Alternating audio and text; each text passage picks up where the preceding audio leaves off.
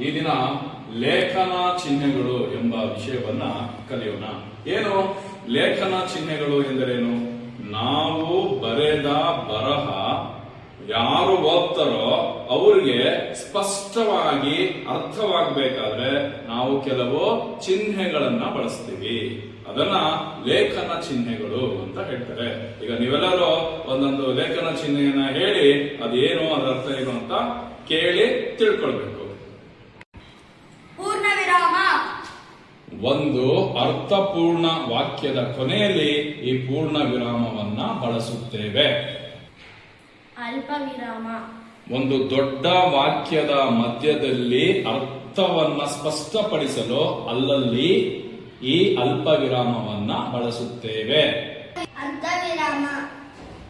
ಅರ್ಧ ವಿರಾಮವು ಸಹ ಅಲ್ಪ ವಿರಾಮದಂತೆ ಒಂದು ವಾಕ್ಯದ ದೊಡ್ಡ ಭಾಗವೊಂದು ಮುಗಿದ ನಂತರ ಆ ವಾಕ್ಯ ಮತ್ತೆ ಮುಂದುವರಿಯಬೇಕಾದ ಸಂದರ್ಭದಲ್ಲಿ ಬಳಸುತ್ತೇವೆ. ವಿವರಣಾ ಚಿಹ್ನೆ. ಒಂದು ವಿಷಯವನ್ನು ವಿವರಿಸುವಾಗ ಈ ವಿವರಣಾ ಚಿಹ್ನೆಯನ್ನ ಬಳಸುತ್ತೇವೆ. ಪ್ರಶ್ನಾರ್ಥಕ. ಒಬ್ಬರಿಗೆ ನಾವು ಪ್ರಶ್ನೆಯನ್ನು ಕೇಳುವ ಸಂದರ್ಭದಲ್ಲಿ ಪ್ರಶ್ನೆಯ ಕೊನೆಯಲ್ಲಿ ಈ ಪ್ರಶ್ನಾರ್ಥಕ ಚಿಹ್ನೆಯನ್ನ ಬಳಸುತ್ತೇವೆ. ಭಾವಸೂಚಕ. ನಮ್ಮ ಕಷ್ಟ, ಸುಖ, ಸಂತೋಷ, ಸಂಭ್ರಮ, ನೋವು, ದುಃಖಗಳಂತಹ ಭಾವನೆಗಳನ್ನ ಹೇಳುವ ಪದಗಳ ಪಕ್ಕದಲ್ಲಿ ಈ ಭಾವಸೂಚಕ ಬಳಸುತ್ತೇವೆ. ವಾಕ್ಯವೇಷ್ಟನ.